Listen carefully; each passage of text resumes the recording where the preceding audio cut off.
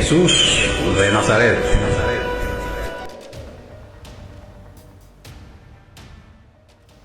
Presentación.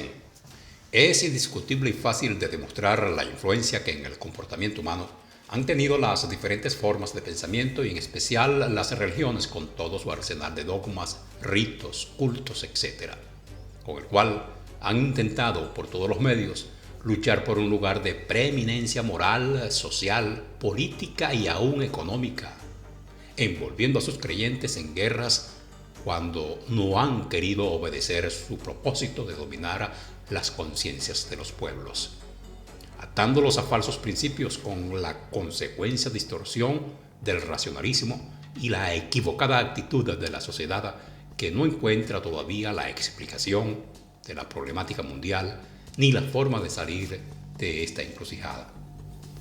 Las sociedades que sustentan su moral en la asfixiante nube de mitos han tenido que ceder en muchas ocasiones su débil estructura dogmática ante la incursión incontenible del pensamiento libre en todas las manifestaciones de la vida.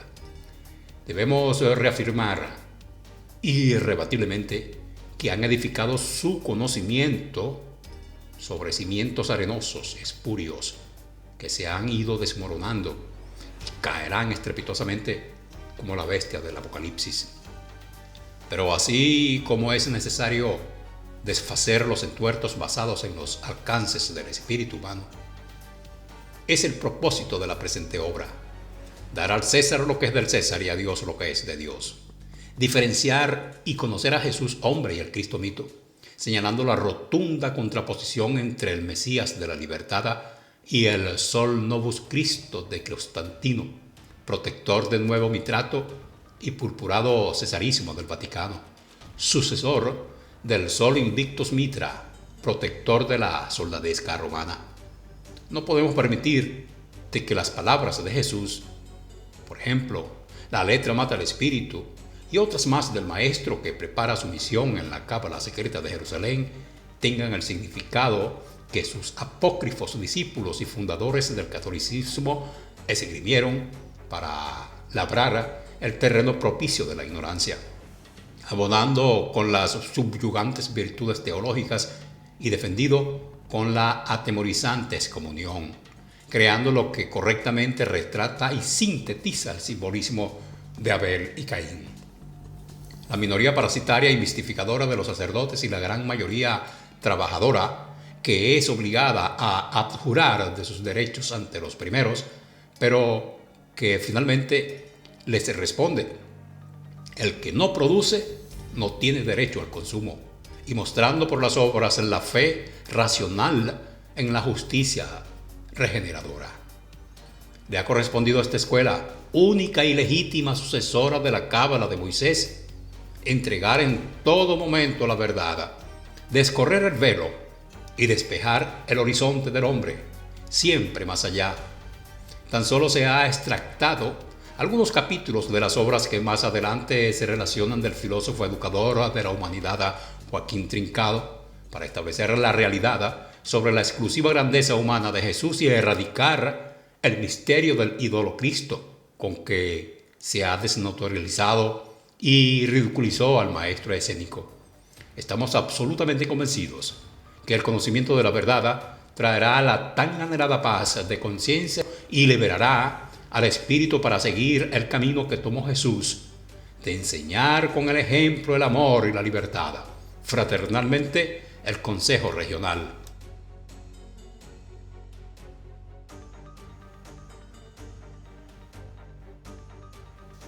Todo el cielo fantástico creado este hombre se desploma con un rugido de fiera que muere herida al fuego.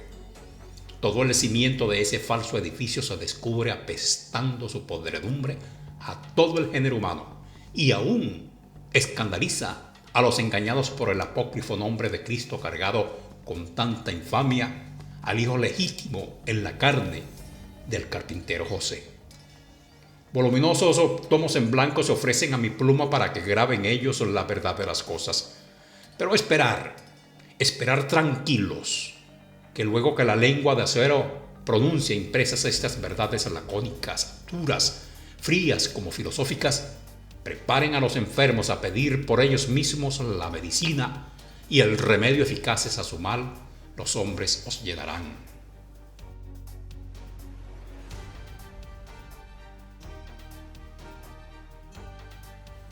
Jesús, ya es hora.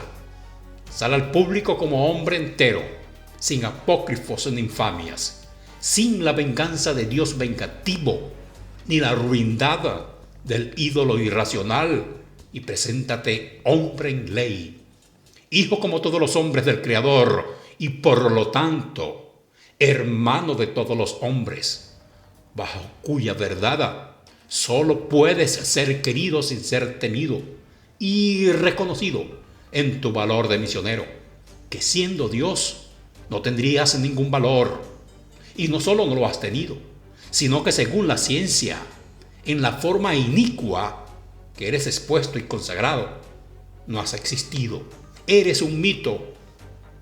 Estás vilipendiado por los científicos, porque eres ultrajado por los que quieren pasar por ministros divinos. Tu situación es la que ningún ser de la tierra soportó, pues no puedes ser Dios y deja de ser hombre. Yo dejo esta acusación a la filosofía y doy la parte de culpa de las causantes al tribunal del Padre Común de este delito, insólito en la historia de los infinitos mundos del universo, para que hagan justicia. Yo hago historia filosófica. Como consecuencia de los acuerdos de los consejos y el tribunal del Padre Creador, que atrás dejo anotado, nace Jesús, hijo primero del matrimonio de José, el carpintero de Nazaret, y de María de Jericó, los que tuvieron 7 hijos. Ya José, al casarse con María, era viudo y tenía 5 hijos de la difunta Débora, los que llevó al matrimonio. No es verdad que la niña María estuviera depositada en el templo, siendo la mayor garantía de esto que Joaquín, el pastor de Jericó, su padre, era antirreligioso, puesto que era miembro de la cámara secreta de Moisés. Y otra no menos prueba es la sentencia de muerte de Jesús dada por los sacerdotes, que si María habría sido la tal virgen que los sacerdotes esperaban, pues su influencia habría evitado tal crimen perpetrado de largo tiempo. Luego, ni María es la tal virgen, ni Jesús el Mesías prometido. Y con esto filosóficamente, por todas las reglas inductivas, deductivas y lógicas, quedan pues María, mujer simple como todas las mujeres, y Jesús, hombre como todos los hombres, y así su obra es meritoria. ¿Hay algún falaz que pueda destruir esta verdad? Si alguien se atreve a poner una sola objeción, ese es su enemigo.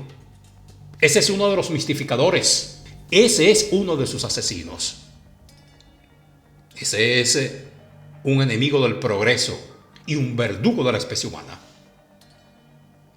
Aun cuando obra en esta unión lo espiritual, es igualmente en todo su rigor un caso natural, un efecto de la causa ley que rige las cosas del universo entero, pero cuyo estudio no es de este lugar.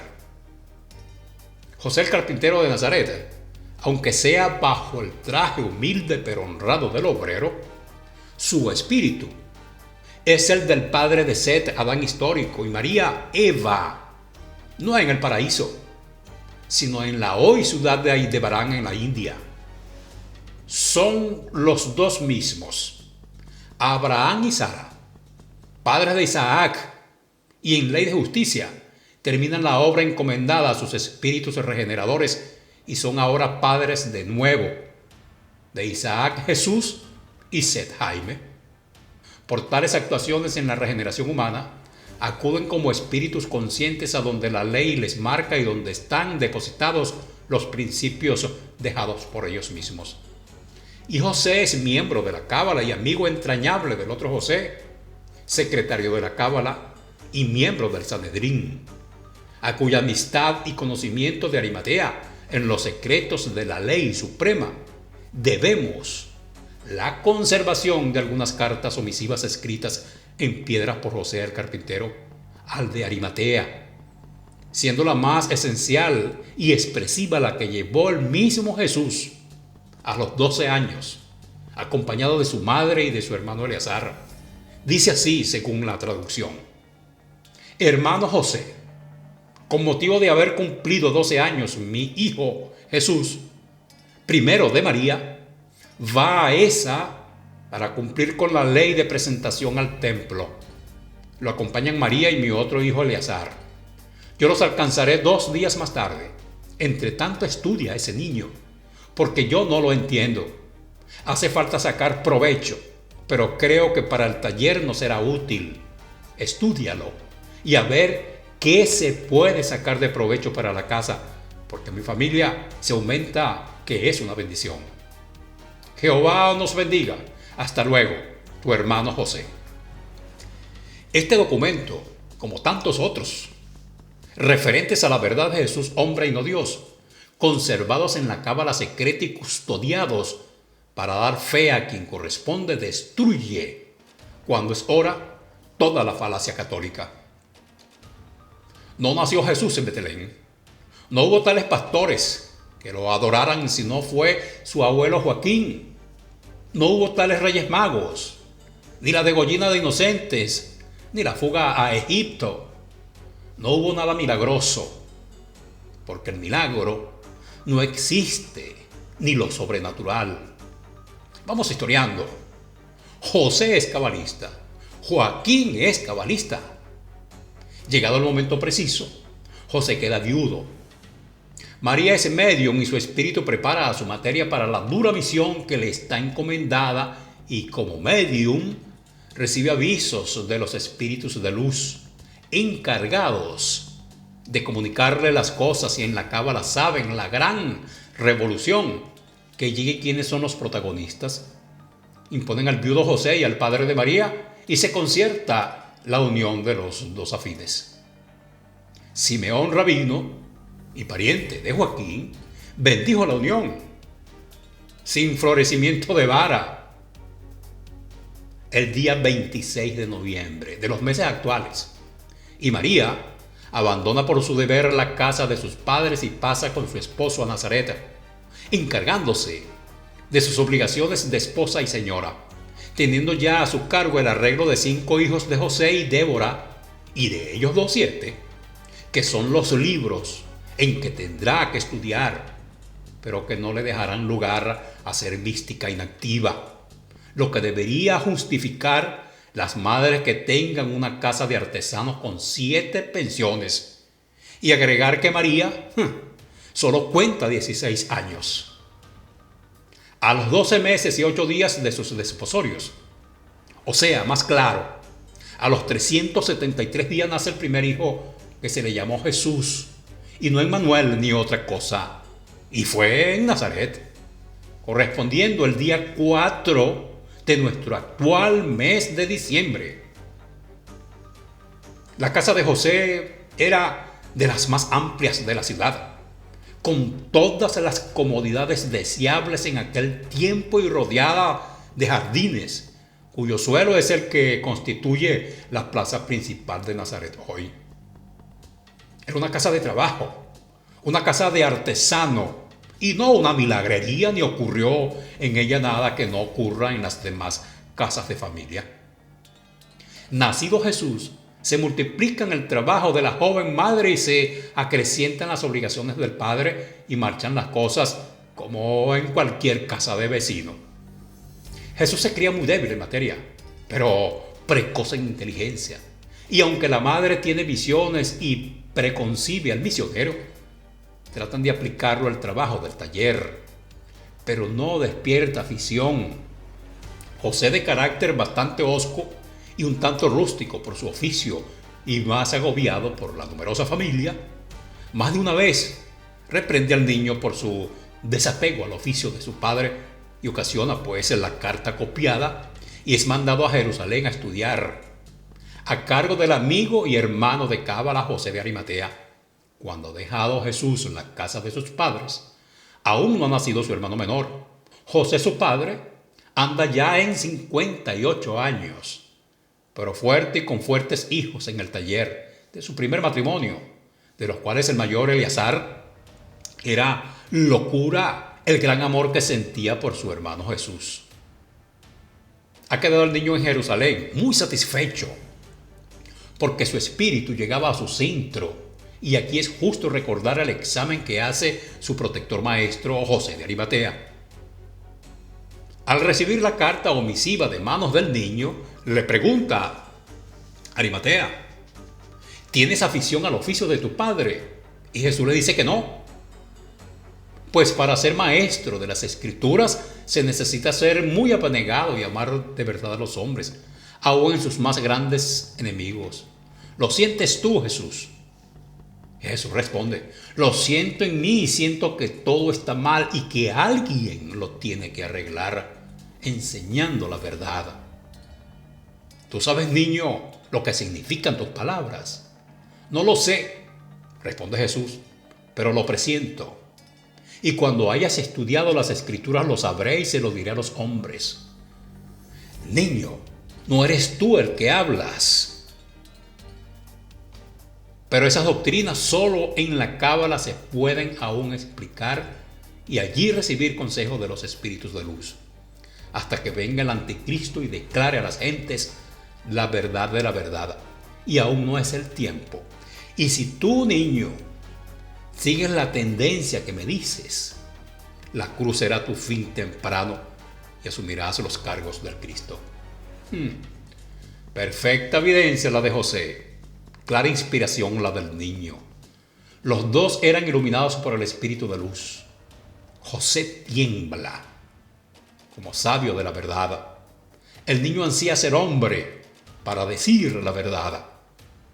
María comprende el misterio y aunque trata entonces y tratará siempre la madre de salvar a su hijo, la ley triunfará. El destino se cumplirá inflexible.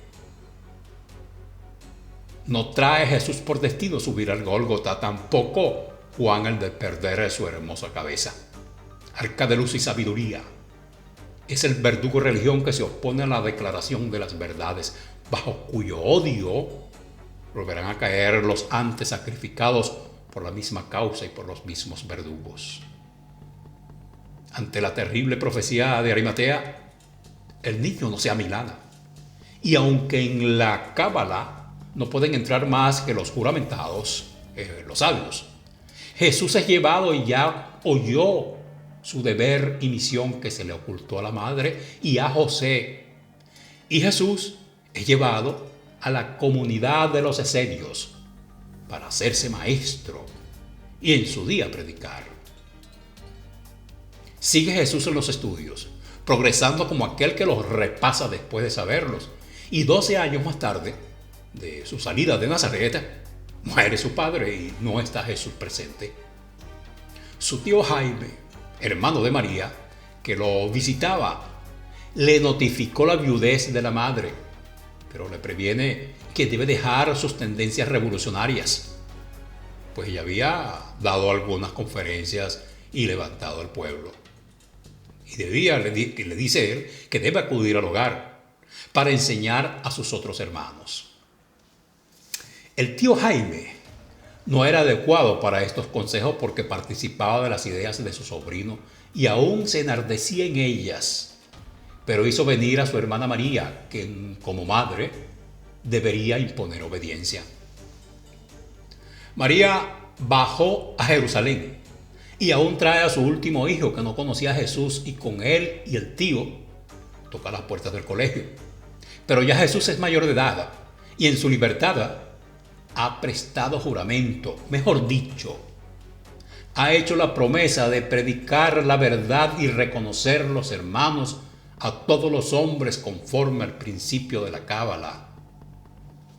María llama a las puertas, anunciando ser la madre y hermano de Jesús de Nazaret, y este contesta que para él, su madre y sus hermanos son los que cumplen la ley de su padre. Contestación que hirió a María como madre, pero que por la luz de su espíritu se conformó, aunque habría hecho todo lo posible para retirar a su hijo del peligro seguro que se le avecinaba. ya que Jaime le impuso de las algarabías o las algaradas que levantaba cuando hablaba al pueblo. María, si lo hubo de ver, fue esperando a que con los demás colegiales saldría de paseo, pero no podría hablarlo porque era prohibido, ya que iba en comunidad. Así fue y así vio el pequeño Jaime a su hermano por primera vez.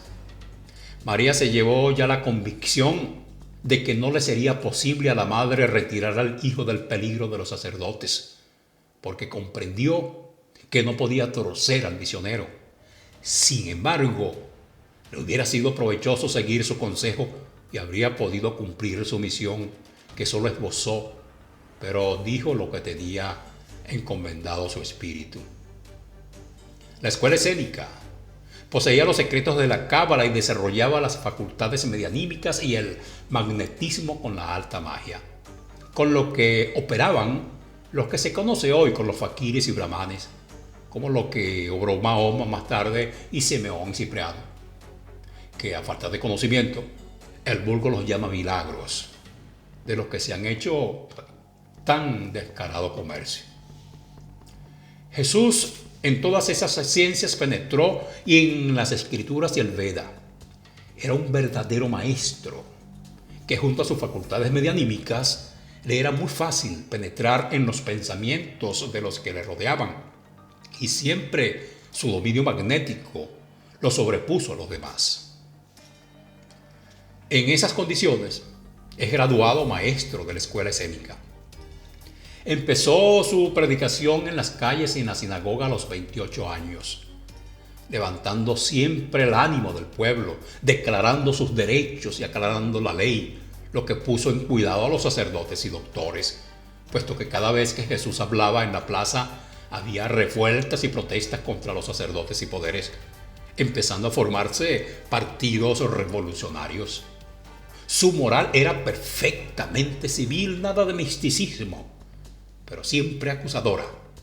Su doctrina de progreso y amor al hermano, que son todos los hombres, y declarando que no había privilegios en la ley para nadie, ni las castas son por la ley divina, sino por la ley humana, a causa de la concupiscencia de los sacerdotes de los falsos dioses que no eran Jehová ni allí.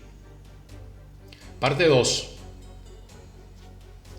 En sus controversias con los doctores de la ley y con los sacerdotes sobre las escrituras, era intransigente y nunca quedó vencido, lo que exasperaba a aquellos y soñaban con su muerte, de lo que fue avisado por Arimatea y otros, pidiéndole que dejara la ciudad, pues a cada instante se revolucionaba y convenía que para alargar sus días se saliera de aquel nido de víboras. Jesús no lo hizo de buena gana, pero hubo de obedecer por bien de la escuela escénica.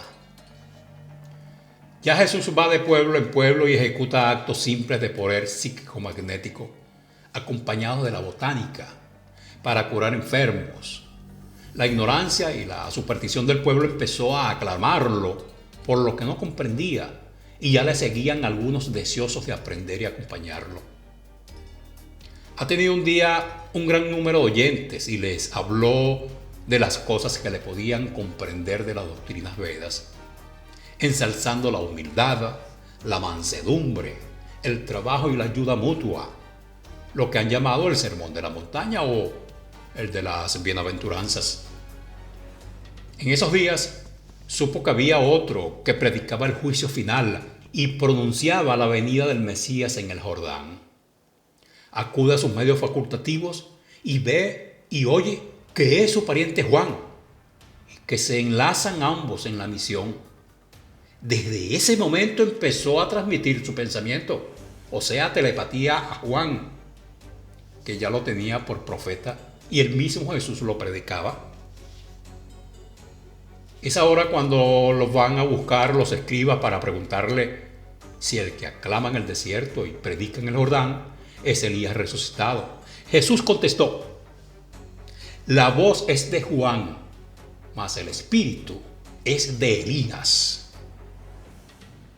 ¿Eres tú mayor que él?, le interpelaron, porque su maldad buscaba siempre, pues, causa de acusación. Pero Jesús les contestó: delante de mi Padre y de nuestro Padre, todos somos iguales y cada uno cumple su misión. Entonces Jesús se dispone a ir a ver a Juan y deja a sus pocos discípulos porque no le convenía llevar testigos de vista. El día que Jesús ha llegado al Jordán, donde Juan estaba metido en el agua con su extraño traje, fustigaba de tal forma a las gentes que Jesús oyó cuando los llamó raza de víboras y tembló, porque Jesús conocía mejor que Juan la maldad de los supremáticos y no perdonarían a Juan, ya que a él por mucho menos le había sido preciso abandonar la ciudad.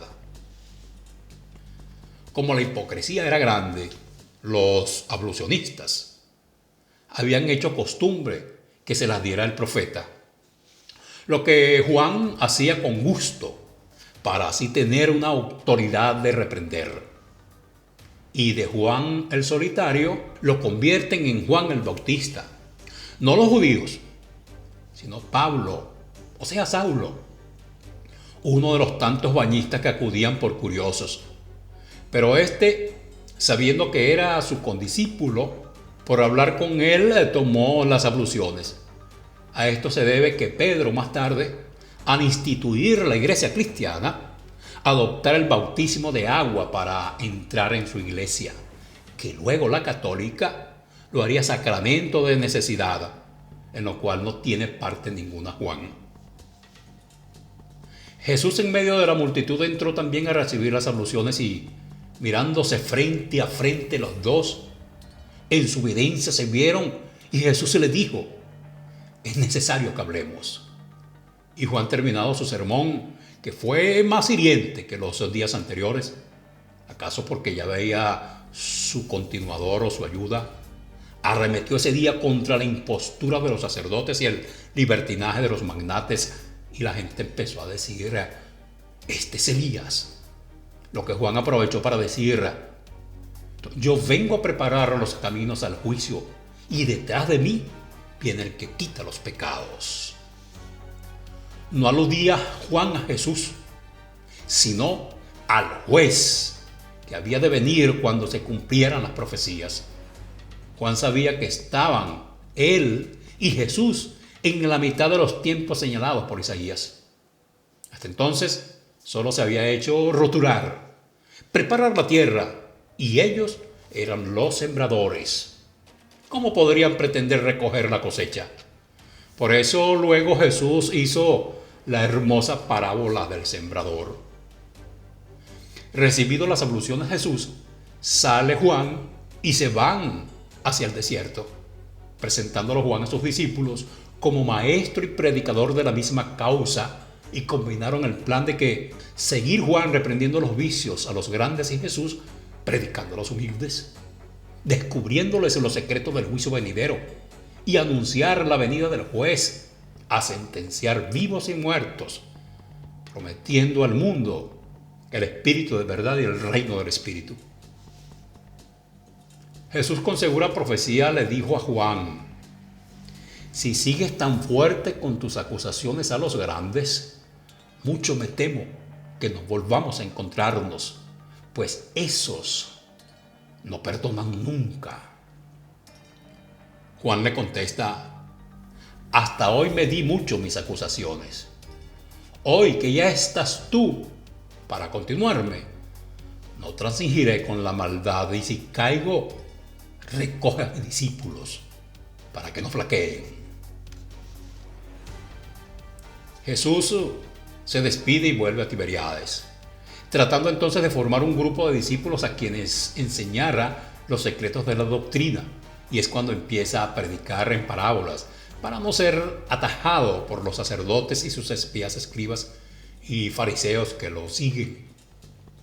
Lo que en cada curación que se le ofrecía por el magnetismo, el psiquismo y la botánica, los fariseos apoyaban la ignorancia y el entusiasmo de los curados, propagando los milagros que figurarán como acusación.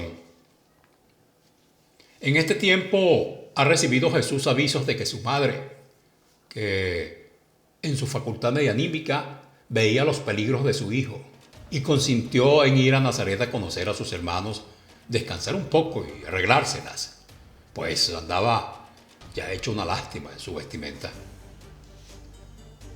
Su entrada en Nazaret en esas fachas ocasionó algunas mofas que predispusieron al pueblo contra él, probándose en esto el adagio de que nadie es profeta en su pueblo. Reunido en consejo de familia para disuadir a Jesús de su vida nómada, no lo pudieron convencer.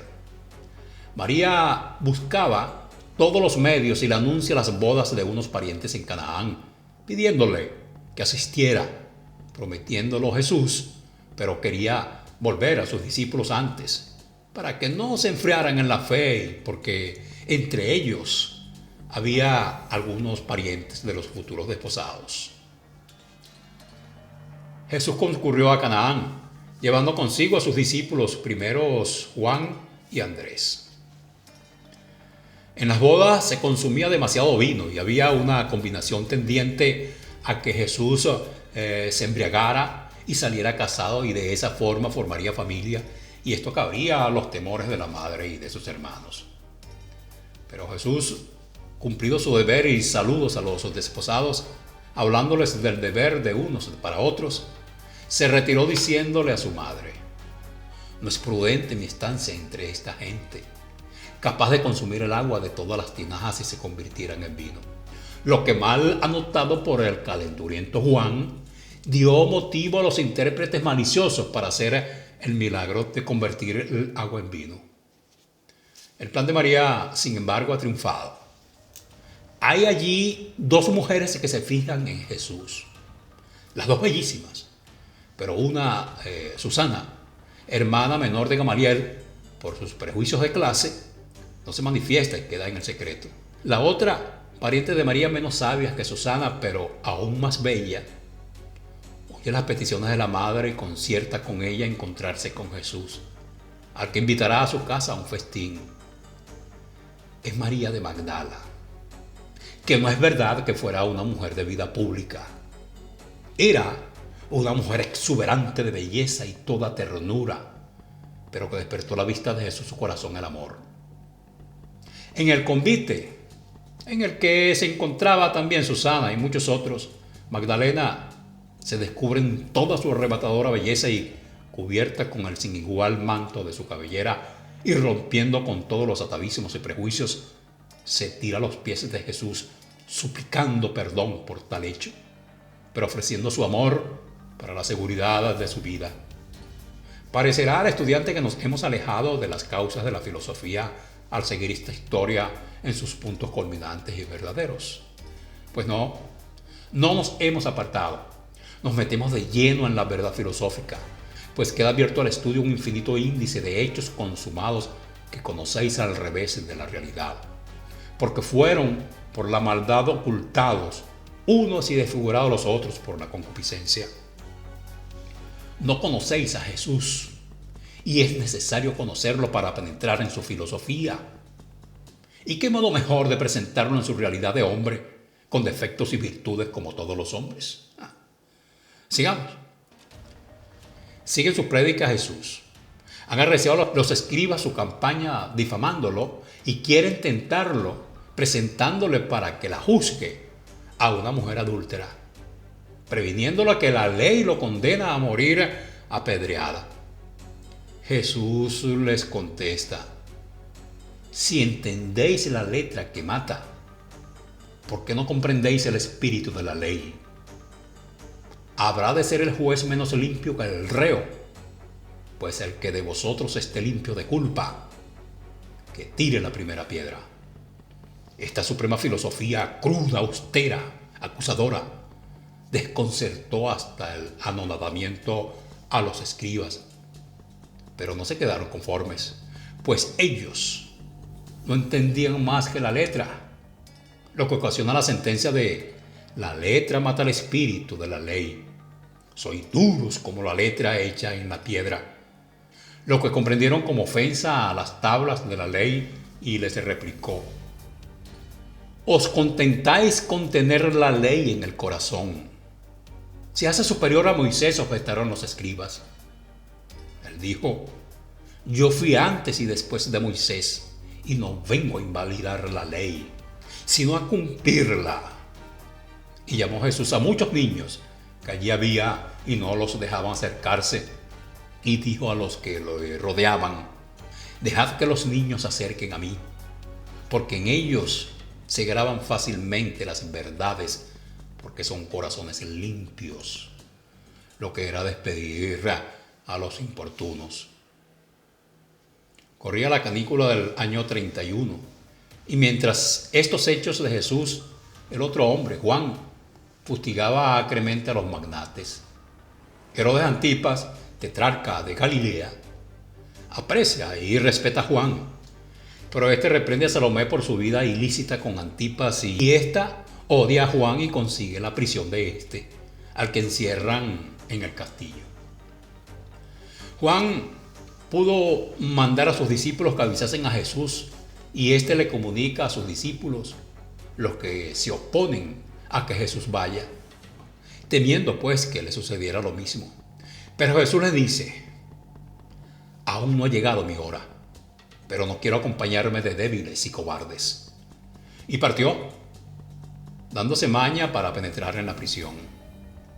Jesús trata de idear su libertad, pero Juan ve que nada hay que hacer y se abrazan, entregando Juan a Jesús su herencia en sus discípulos.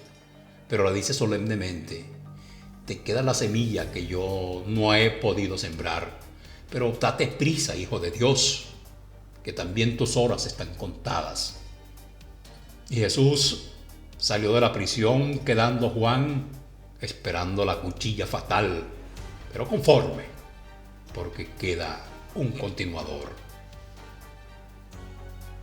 Jesús quiere hacerse oír de todos y en todo, y se concentra en su espíritu y resuenan en sus oídos las palabras de Juan: date prisa, Hijo de Dios, que también tus horas están contadas. Y Jesús, para darse autoridad y prolongar todo lo posible su vida, empezó a llamarse Hijo de Dios, y se agitaba en la predicación del juicio venidero.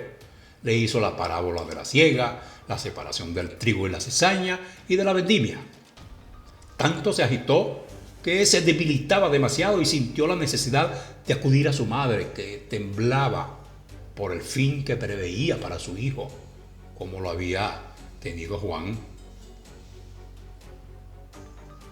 Era el último reducto que le quedaba a María, y ya Jesús en casa le rodean todos sus hermanos, y el que le seguía a Jesús en orden de edad, Efraín, le acometió con las palabras de impostor, calumniador, vergüenza de la familia y otros epítetos que podrían sublevar al más místico.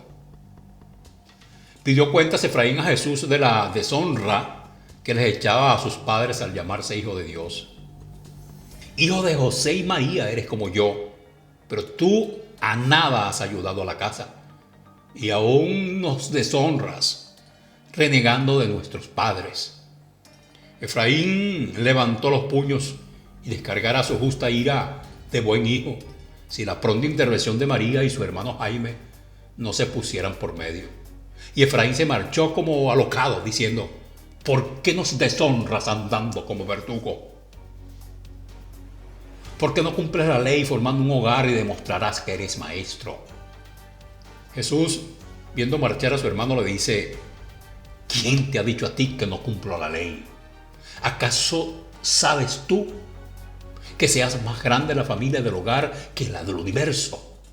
Yo te agradezco la ayuda que has prestado a nuestros padres y nuestros hermanos, pero cada uno tiene su deber. Tú cumples el tuyo y yo cumplo el mío. Jesús, rodeando la cintura de su madre y descansando su cabeza sobre el pecho, la llevó a un rincón del jardín, donde desahogó su dolor, y mirando al fugitivo Efraín decía: pobre hermano mío, otra vez más que habrá que recoger, te perdono. María manda a su hermano a que vuelva a Efraín, porque ha llegado el momento de la última deliberación y acuerdo. Jesús oye los consejos de su madre, Pero éste le dice que ya no es posible retroceder sin deshonra del hombre y sin una pérdida irreparable de la causa que defiende. María entonces pregunta en autoridad a su hijo: Jesús, ¿estás convencido de tu misión? Sí, madre mía. María tomó una resolución suprema y llevando a Jesús a sus hermanos, se paran oyendo al tío Jaime defender con calor las doctrinas de su sobrino. Porque, decía, si tiene el valor de sublevar a un pueblo, es porque ellas apoyan y defienden los derechos del pueblo. Efraín ya no encuentra razones, pero aún ataca y dice: pero, ¿por qué se llama hijo de Dios? Jesús adelante le dice: yo y todos los hombres que cumplen la ley del Padre tienen derecho a llamarse su hijo. Yo la cumplo. María corta toda discusión y dice: Jesús tiene razón por la doctrina que sostiene, de la que está convencido, y al convencido no se le puede volver atrás. Yo apoyo su misión y solo tengo que hacerle una petición. Todos quedaron estupefactos ante esta decisión. María ha tomado en su regazo al menor Jaime, que recién cumplía 20 años, y dirigiéndose a Jesús le dice: puesto que eres maestro y estás convencido de tu misión y tienes discípulos, tu hermano menor no tiene quien lo enseñe y ya al taller poco puede dar, desde que sus hermanos cada uno ha creado su hogar. Tómalo y llévalo contigo. Él concentra todo mi amor, porque cerró mi maternidad y mi pensamiento en él será también para ti. Pero aceptarás también a mi hermano, vuestro tío Jaime, que tenga de vosotros el cuidado que yo no podré tener. Jesús abraza a su madre y todos se confundieron abrazados, presenciando el universo, aquel cuadro de la más sublime abnegación que madre alguno haya podido tener. Solo Efraín, el duro de corazón, no pudo soportar aquella escena, prólogo de la regeneración humana, y marchó blasfemando. Jesús acepta el ofrecimiento y descansa unos días, mientras se hacen los preparativos para ponerles todo lo más posible, y encarga a Jaime a que avive el amor en la Magdalena, por si es posible que forme hogar a Jesús para librarlo de la muerte, y si no, que la tenga al corriente de cuanto sucede, de cuanto suceda, y que no deje al pequeño nunca, y pida a la larga parentela que los ayude en todo. Eso es lo que explica, pues, que Jesús estuviera casi a diario de convite. Ahora ha triunfado la ley. Sale aquel grupo humilde, pero que es en verdad la misión del Padre, a plantear la ley de libertad, a condenar los dioses, a derribar la esclavitud. Jesús es la voz, pero Jaime es el legislador que va a ser testigo de que se cumplan los decretos del Padre y en caso necesario asumirá por entero la misión. Jaime. Ya estamos en el teatro de los hechos otra vez y vamos a asistir a una escena trágica cuya apoteosis será 19 siglos más tarde. Jesús ha vuelto repuesto de cuerpo y más fuerte en espíritu. Obra curaciones y crece su nombre tanto como exaspera a los sacerdotes. Los escribas lo asedian a preguntas de toda laya y le conminan pues a que diga si es el Mesías prometido. Él les contestó: yo soy el camino. Cualquiera que andare por mis senderos llegará a la vida eterna. ¿Entonces tú eres el Mesías que esperamos?, le preguntaron y contestó: ¿para qué queréis que lo sea si no me recibís? Yo vengo en nombre de mi Padre y no me queréis, por eso aceptáis mi doctrina. Pero otro vendrá, y aquel sí lo recibiréis, mas en aquel día serán cumplidas y pesadas todas las cosas, y el Espíritu de verdad descenderá y justificará mis palabras. Hablas como un profeta, le replicaron. Contestó, todo el que tiene luz puede ser profeta. Pero en verdad os digo que estas cosas pasarán cuando los habréis olvidado. Pero yo repetiré mis palabras y entonces os sorprenderá la juez como ladrón de sorpresa. Este era el punto capital de la misión de Juan y Jesús, y que ya queda cumplido. Ha triunfado la ley una vez más. Jesús debía entonces ya o esquivar la acción de sus enemigos o afrontarla decidido hasta la muerte. Trató de lo primero, pero no lo podía conseguir en aquella tierra de víboras. ¿Y cómo emigrar dejando a sus discípulos débiles que dejarían morir la semilla? Entonces se dedicó a enseñarle los secretos e instruirle en la predicación y se trasladaba de ciudad en ciudad y de aldea en aldea sin poder fijar hogar. Esa es la presión de las religiones, que cuando cuenta con pueblos esclavizados por la superstición e ignorancia. Jesús se veía ya acorralado, pero el pueblo se había sublevado muchas veces por causa de sus prédicas, pero aún necesitaba dar el último apóstrofe dentro de la ciudad, para la cual necesitaba fuerzas y consejos que no solo podían dar los hombres, desde que Juan no vivía. Entonces acude a sus armas facultativas, toma a su hermano Jaime, a Juan y Pedro y subió al Tabor, retirándose del barullo. Allí se reconcentra y llama a consejo a Elías y a Enos. Jesús, en su fuerza psíquica, deja salir de su aureola fluídica que ilumina a su persona y presta materia a los espíritus de Elías y Enos, con los que conversa, recibiendo consejo y valor, y ya sabe que su sentencia está dada, pero que puede defenderse y tomar el templo y reinar aún, si así lo quiere, cosa que no comprendían los discípulos que veían la transfiguración y las figuras de Elías y Enos materializados. Este es el único hecho visible que la ignorancia podría llamar a sobrenatural, pero es todo lo material y natural que podíais pensar y es producto de una causa natural y material también. Su ley está en el magnetismo psíquico, pero solo pueden operarlo los que tienen facultades medianímicas, y antes ya se registra el caso de Moisés. Pero hoy tenemos tomos repletos de tales fenómenos fotografiados y es el todo científico.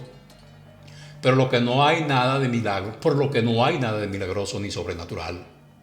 Ha dado Jesús cuenta a la cábala de su conversación con Elías y Enos, y la escuela escénica idea la forma de dar cumplimiento, procurando la toma del templo y poner en el trono a Jesús, que tanto partido tenía entre el pueblo.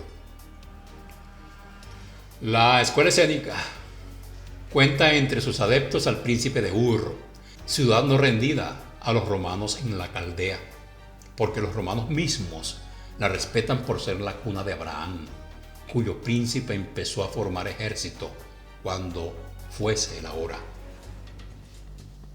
Cuando nadie lo pensó, sabiendo que los sacerdotes y los escribas estaban en la sinagoga, se acercó y dejó a sus discípulos a las afueras, que se ocultaron en casa de Rahab. Se entró Jesús en la sinagoga sembrando el pánico entre los doctores, escribas y sacerdotes, que trataron de echarle mano, pero el pueblo lo rodeó y Jesús los trató con la galantería que merecían sus enemigos, llamándolos sepulcros blanqueados, manada de puercos, vil majada de esclavos encadenados de noche, caterva de ladrones del trabajo y de la conciencia. Yo predico el progreso, un reino que no muere, la libertad del espíritu para la libertad del hombre y el amor para la paz de los hombres. Me perseguís, me cerráis las puertas del templo, pero no podéis cerrarlas del campo libre y las plazas públicas, y os acuso de vuestras acciones. Se levantaba ya la gran maradeja que corría a los escribas. Jesús llamó al pueblo y les dijo: no es esa la guerra que predico. Yo predico el amor de hermanos, y la muerte no castiga al delincuente, sino el mostrarle la fuerza de la doctrina. Puede decirse que este es el último sermón de Jesús. Jerusalén se convulsionó y los sacerdotes se convencieron que por el camino de la justicia no podrían quitarse del medio a Jesús. Pero juraron los sacerdotes crucificarlo y buscaron el medio de la intriga por cualquier medio. Salió Jesús de Jerusalén y sus discípulos le salieron al encuentro imponiéndole de cuanto habían oído de crucificarlo. El tío Jaime llamó a María a Jerusalén. La samaritana, que se metía por todas partes, sabía todo y sorprendió el primer conciliábulo de los escribas con Judas Iscariote. Él que amaba mucho a Jesús, pero estaba celoso de que el amor del maestro se significara más en Juan, y esto le predisponía. Llegó María alarmada, corriendo los caminos, hecha una lástima, sin poder alcanzar a Jesús, que tenía que estar en constante movimiento, esquivando la persecución hasta que fuera ordenado. A María la encontró la samaritana y, conocida, la condujo enferma a casa del gobernador donde servía. Parte 3. La samaritana ha instalado a María, dando conocimiento a su amo de quién es la huésped, a la que el gobernador visitó y la consoló, asegurándole que la ley civil no había sido desconocida por Jesús, por lo que no lo sentenciaría y lo defendería en cuanto pudiera, pero que convenía que Jesús, para sus doctrinas, eligiera otro teatro, porque sus doctrinas, con las que, por cierto, él también estaba conforme, eran destructoras de la religión y todo lo temía de los sacerdotes, y además, en el pueblo no se puede tener confianza porque es del último que llega, del último que le habla. Respuesta María con los pródigos cuidados que se le presentaron y auxiliada por los medios y regalos que el gobernador le diera, con más cartas y recomendaciones, salió de aquella granja, acompañada de la samaritana, hasta encontrarse con las Marías, Cleofás y Magdalena, avisadas a tiempo por la sirvienta del gobernador, que les impuso, ocultando a la madre, la trama que sorprendió de Judas y los sacerdotes.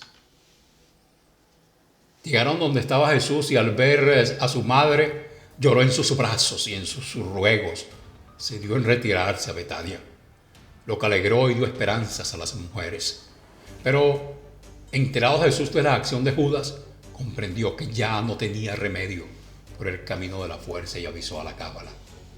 Esta activó los preparativos con el príncipe de Ur.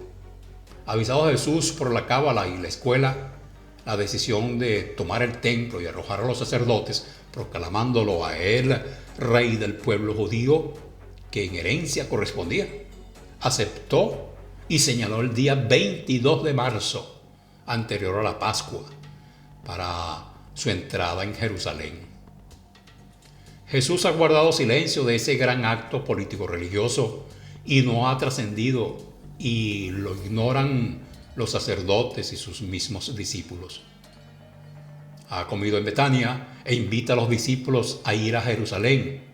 Pero Jesús está emocionado y María presiente que algo trascendental ocurre, pues las otras Marías que han estado fuera, a su vuelta han conversado con Jesús y en su presentimiento dijo a su hermano y al joven Jaime que la tengan al corriente de todo. Cuando Jesús y su comitiva avistaban a Jerusalén, desfilaban las colinas columnas de gente armada, que al unirse le notificaron a Jesús la última resolución de proclamarlo rey de los judíos bajo el imperio romano, lo que no contrariaba la ley del imperio. Marchaba Jesús, siguiéndole la gente armada. El príncipe de Ur sale al encuentro y lo proclama rey de los judíos. Jesús le contestó: no es mi reino de este mundo, pero lo quiere el pueblo y obedeceré hasta la muerte. La sorpresa ha desconcertado a los sacerdotes y es tarde para toda acción, pues han entrado escoltando a Jaime 20,000 hombres armados, encabezados por un príncipe de derecho reconocido. La gente cubrieron el camino de telas y ramas, y lo aclamaban como rey y como Cristo sin saber el significado de la palabra Cristo, repetida siempre por el pueblo de Israel. Formaron arcos de palmas, cruzan la ciudad y toman el templo, arrojando a Jesús con un látigo a los sacerdotes. Entre aquel tumulto se traban algunas escaramuzas con los guardias del templo y corre sangre a los pies de Jesús, con lo que no había contado y con el que él no podía transigir, y apenas sentado en el trono renunció de rey. Ante cuya actitud los soldados de Ur lo abandonaron diciendo: no queremos un rey débil. Jesús se retira a Betania. Ahora los sacerdotes que saben de su renuncia extreman sus esfuerzos, hacen denuncias, pero el gobernador justifica que no ha recibido ofensa al imperio, que allá los sacerdotes. Jesús es avisado y teme que no podrá llegar a celebrar la Pascua, y aún no ha dado a sus discípulos el título de apóstoles, ni les ha comunicado los secretos de su misión y de su poder en obrar lo que han visto, y dispone a adelantar la celebración de la Pascua, para lo que mandó aviso a su amigo Simón en el Monte de los Olivos, que le preparara el cenáculo el día jueves 26. Las mujeres, que por lo que sabían presentían lo que sucedería sin que pudiera verlas Jesús, se adelantaron encerrándose en casa de Simón inmediata al cenáculo, donde oían todo. Cuando llegado Jesús con los discípulos, falta Judas Iscariote. Lo nota Jesús y se entristeció. Evocó Jesús la bendición, partió el pan y puso vino y les dijo: ha llegado mi hora. En ese momento entró Judas y se sentó donde le correspondía. Jesús continuó: cuando yo faltare, os descarriaréis, pero cuando os juntéis dos o más, el pan que comáis y el vino que bebáis, creed que es mi cuerpo y mi sangre, y hacedlo en memoria mía, para que tengáis valor. Id y predicad la doctrina que os enseñé, y sed mis apóstoles, porque yo resucitaré al tercer día y os confortaré. Ya sabéis que os he dicho, este es el secreto, que la reencarnación que os anuncio es del espíritu que despierta del letargo, pero los hombres creen que es la resurrección de la carne. Y si esto es arma conveniente, pues blandirla. Amaos los unos a los otros, como el Padre nos ama a todos, y todos sois hermanos, y todos son salvos en el Padre. Y si todas no las recordáis, recordar el espíritu de ellas. Y si os entendéis, hablar como queráis.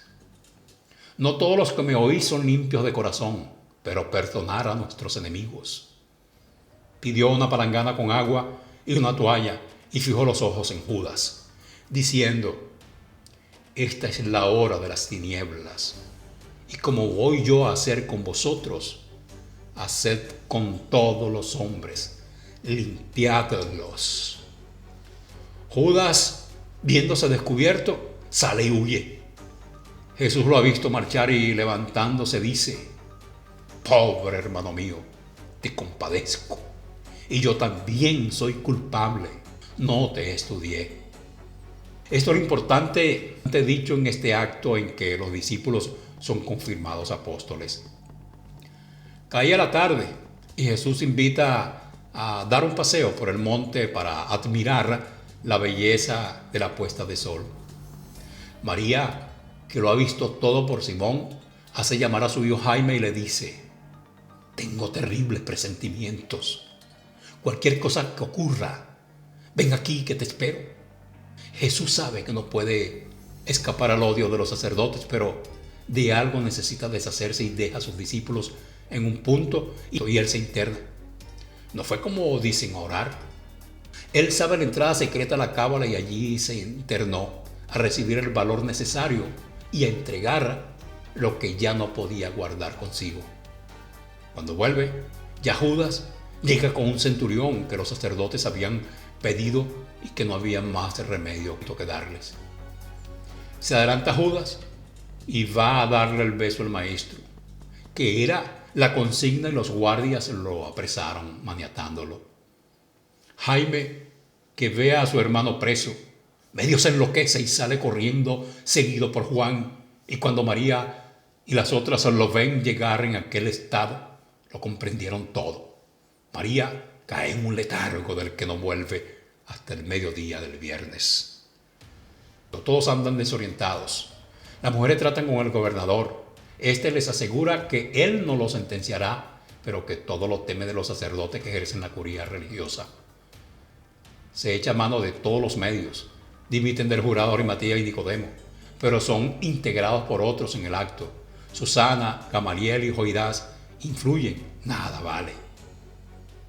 En la noche es llevado al Sanedrín, al pontífice, haciendo escarnio, pero temen el despertar del día y delegan acusadores falsos que pregonen que Jesús ha querido destruir el templo, abolir la ley de Moisés, que se ha llamado Hijo único de Dios.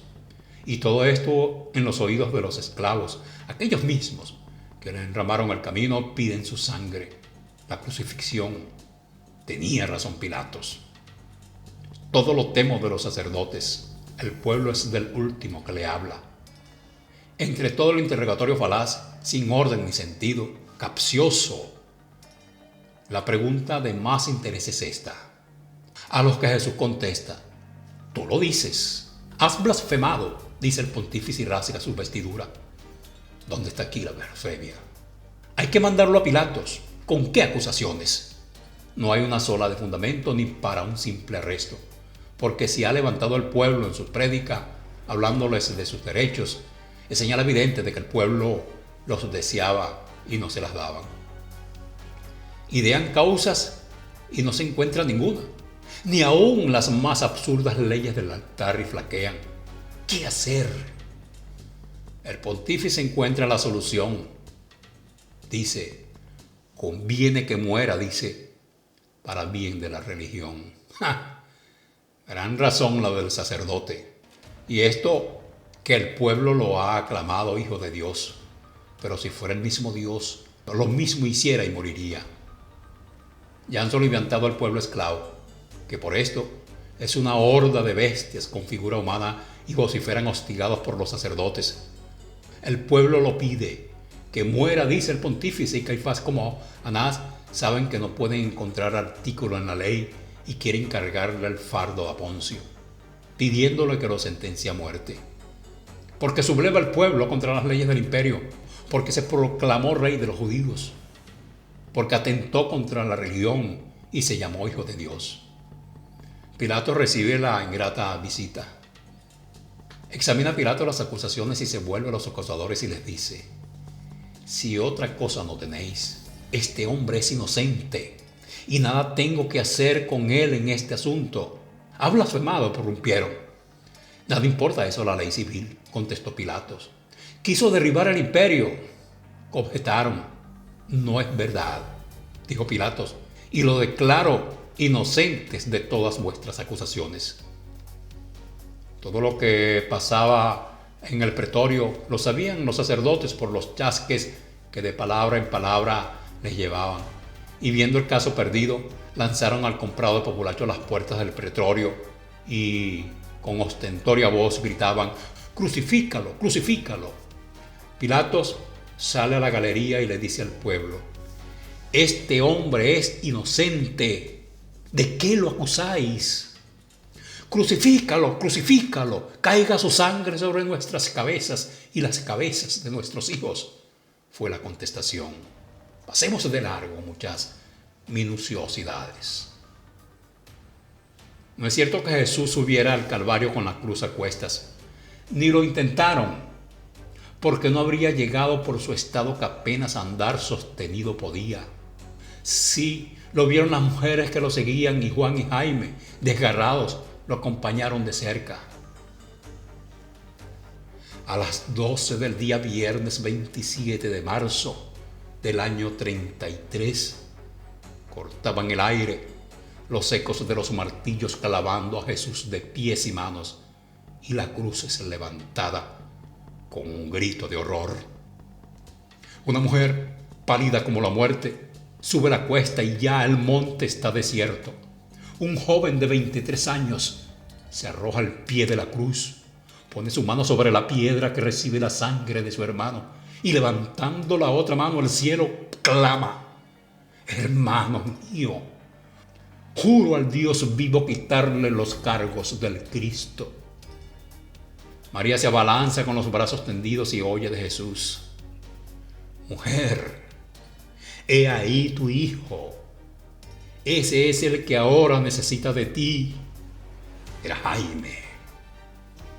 María se abraza a Jaime y las otras mujeres con Juan y Pedro, que llegó avergonzado y abatido. Rodea al grupo de Jaime y su madre, que lo salpicaba la sangre que corría por la cruz. Jesús ha caído en un desmayo. Su espíritu ya no estaba allí. Se acercaban las 3 cuando llega el soldado Longinos y rasgó el pecho de Jesús para ayudarle a morir antes. Longinos no lo hizo con maldad y no miró al clavar la lanza y no hirió el corazón. Jesús, al sentir el dolor del desgarrón, reaccionó y exclamó: Ellí, ellí, Padre, Padre, perdónales que no se saben lo que se hacen. Arimatea, que había pedido el cuerpo de Jesús, llegaba con los elementos necesarios para descenderlo de la cruz y darle sepultura. En aquel momento, el firmamento se encapotó y ruidos subterráneos oyeron, lo que alejó a todos los escasos curiosos que llegaban o merodeaban en un terremoto, hizo temblar el suelo. Descienden a Jesús. La guardia había huido espantada y en su prejuicio corrían diciendo: verdaderamente es el Hijo de Dios y nos castiga. Arimatea aprovecha aquella soledad y viendo que Jesús vivía, encargó el silencio. Cierra el sepulcro destinado, que era el suyo, encerrando allí la sábana que lo recogía de la cruz manchada de sangre. Y llevan al mártir a la escuela escénica. Lo curan y reacciona. El secreto no solo lo saben las mujeres: Pedro, Juan, Jaime, Arimatea y Nicodemo. Los sacerdotes recuerdan que había hecho creer Jesús que resucitaría al tercer día.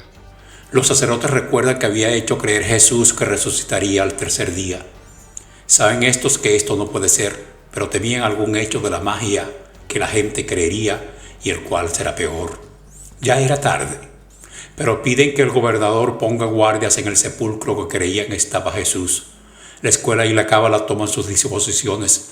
En la noche del domingo han ido al sepulcro llevando algunas bebidas, de las cuales los guardias han tomado. No es extraño, pues, tratándose de soldados, y con el narcótico preparado duermen. Los visitantes levantan la losa y dejan la sábana dentro. A su tiempo, los soldados sueñan según la sugestión del narcótico, viendo la resurrección, cuyo fenómeno puede y lo hizo un espíritu materializado, y los soldados despiertan y corren asustados gritando: ¡ha resucitado! ¡ha resucitado! La cábala no descuida los acontecimientos y prepara en su poder psíquico, hipnótico, magnético y espiritual las causas para producir los efectos que han de ser castigos de los sacerdotes, que saben que esto es lo que son, pero que no pueden declararlo al pueblo porque sería perderse ellos mismos, y si habían triunfado en fuerza bruta, no podían lo mismo en fuerza psíquico-magnética, y aún el mismo Jesús solo los había vencido siempre. Por estos hechos psíquico-magnéticos y actos de alta magia, con la cooperación de los espíritus de misión, ha quedado el pueblo bajo la duda, sin negar ni afirmar, pero amedrentado y pesaroso, efecto de la causa ignorancia. Jesús no curaría. La escuela representará la ascensión como convenía para entero castigo de los asesinos de Jesús y del pueblo. Y si estos, es decir, los sacerdotes, tienen el valor de declarar los actos de magia, la escuela y la cábala declararán la verdad, suceda lo que suceda. Así quedó escrito en aquellos archivos que solo en el siglo XVIII dejó sacar 2 copias, no del todo enteras porque aún no era la hora, las que están una en Berlín y la otra en Londres. El primer jueves de la luna de mayo, aprovechando una magnífica aurora vespertina, sale un maestro de la escuela escénica con varios novicios con sus clásicos mantos albos y se colocan en la cúspide del monte Olivete, reflejándose en los mantos el rojo áureo de la aurora. El maestro, conforme a las reglas de la magia, extendió sus brazos, en cuyo momento los novicios con sus mantos extendidos destaparon frascos de productos de alquimia, envolviéndolos una nube blanca pasada por los rayos áureos rojos que se elevaba hasta perderse, mientras los actores cantaban Hosanna in Silentium Deus, desapareciendo tras la nube por la falda de la montaña, y que queda fraguada la famosa ascensión que no se atrevieron a desmentir los asesinos sacerdotes. Esta es la verdad de los hechos, y ya Jesús queda invisible para todos menos para su madre, Jaime y su hermano, y Juan. Jaime recibe todos los secretos, mandatos y ayuda de la cábala, y Jesús desencarna a los 88 días de su crucifixión, correspondiendo al día 22 de junio de nuestros meses. Ahora bien, los hechos reales han habido que envolverlos bajo sombras dudosas, aunque con hechos de la más alta sabiduría, la que lucha y triunfa por sus medios de la maldad opresora religiosa, que ha hecho un pueblo esclavo por la ignorancia, la falacia y el terror. Es culpa de la verdad. Yo no quiero filosofar en este punto. He dejado escrita esta página de historia ocultada por sabiduría suprema del Espíritu en defensa de la verdad misma, ocasionada a causa y por la maldad religiosa únicamente. Toca ahora la razón limpia, hacer un juicio filosófico, y esta gran página que encierra todas las filosofías hasta aquel momento histórico expuesto, será donde los estudiantes de estos cursos han de encontrar material suficiente para su desarrollo en todos los conocimientos que interesan al hombre para el conocimiento de las llamadas fuerzas y ciencias ocultas que quedan enumeradas y que en verdad de verdad rigen todos los actos de los hombres individual y colectivamente. Solo me resta afirmar y afirmo que ninguno de los hechos descubiertos con motivo de esta página suprema están fuera de las ciencias positivas y exactas, pero que se enlazan con lo espiritual, y sabed de siempre que los números son la representación metafísica de la única sustancia condensada en el hombre, con sus tres representaciones de cuerpo, alma y espíritu, de lo que Jesús era consumado maestro, el que deja en lo que son capaces, enseñados a sus discípulos, que obran algunos pequeños actos que, como en Jesús, la ignorancia y la malicia los llamará milagros, pero que el Espíritu trajo las ciencias para demostrar a su hora que el milagro ni lo sobrenatural no existe, sino efectos naturales de causas naturales, y el único milagro que existe es la ignorancia.